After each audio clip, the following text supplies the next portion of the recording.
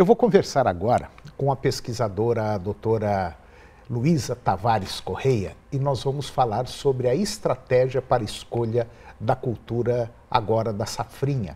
Ou você planta milho, ou você planta sorgo. Doutora Luísa, bom dia. Bom dia, Tudo bom bem? dia a todos, bom dia Toninho, muito obrigado pela oportunidade Oh, de eu nós que agradeço novamente a sua ilustre presença aqui, muito bom. sobre essas culturas que são tão importantes para o nosso estado, né, as culturas do milho e sorgo, e muito produtivo a gente conversar nesse momento sobre essas estratégias em função de serem as principais culturas, né, plantadas em safrinha, que a gente utiliza ainda esse termo, mas a mais correto seria em segunda safra, em virtude do tamanho que já é a segunda safra no Brasil. Essa segunda safra, ela se caracteriza principalmente pelas áreas de sequeiro que são plantadas logo após o plantio da soja. Agora, doutora Luísa, nós estamos com outro problema, condições climáticas, né? Parece que esse ano, tá certo, já começou a chover, mas as chuvas estão irregulares. Quer dizer, está chovendo muito numa região, está sendo favorecido uma região, outras não estão chovendo bem.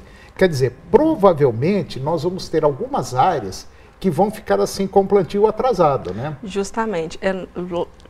Nesse ponto que a gente discute as questões das estratégias para a escolha de uma cultura ou outra, ou o milho ou o sorgo, logo após a soja. Por quê? Quando acontece essa questão climática justamente no início do processo de plantio da soja, então a gente vai dilatar um pouco a época de semeadura da safrinha.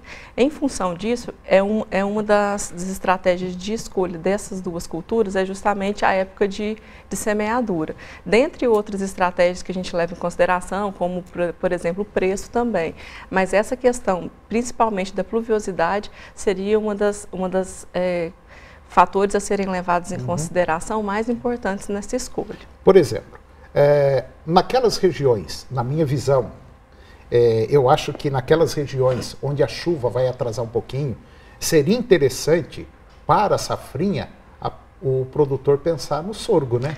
Justamente porque o sorgo ele tem algumas características de rusticidade, principalmente com relação à água, né?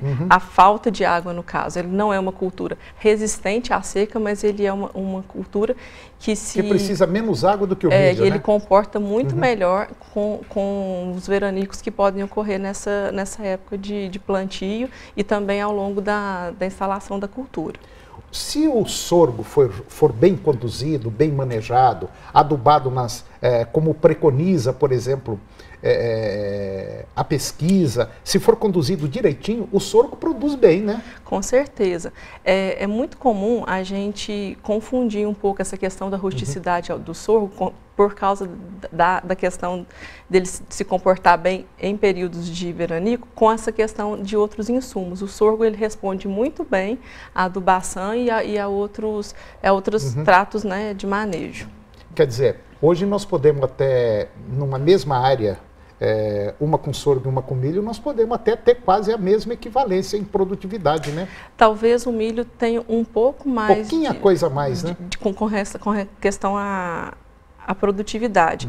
Mas a questão de direcionamento de uma cultura ou outra na mesma área, a gente fala que é muito mais em função dessas informações sobre a questão climática e também do preço, né, que a gente vai escolher uma pela outra. Pode ser que você escolha a cultura do milho para uma determinada área e ela vá muito bem, e a gente escolha para a mesma área a cultura do sorgo e ela vá muito bem. O que vai depender é justamente o que a gente não tem poder de prever naquela área como que vai ser a distribuição das chuvas.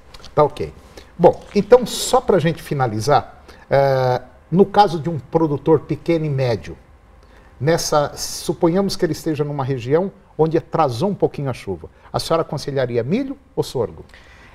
Considerando outras condições uniformes, o sorgo talvez seria uma cultura mais interessante, porque você teria a seu favor essa questão da rusticidade com relação à água, e você colocaria dentro dessas condições uma maior chance de sucesso, né, da cultura. Tá certo.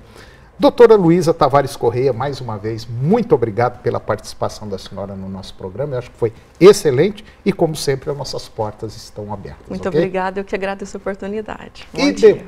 Bom dia, obrigado. E depois do intervalo, você vai ver que as missões de Cuba, República Dominicana e Bolívia já estão no Brasil para inspeção de frigoríficos de carnes.